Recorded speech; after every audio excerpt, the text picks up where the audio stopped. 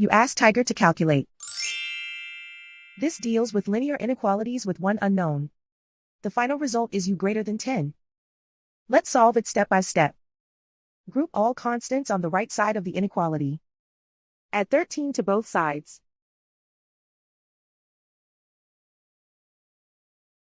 Simplify the arithmetic.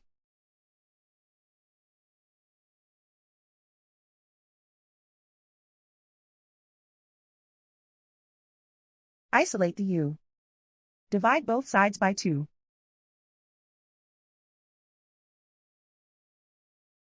Simplify the fraction.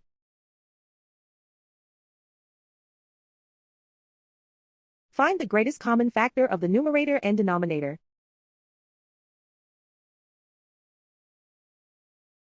Factor out and cancel the greatest common factor.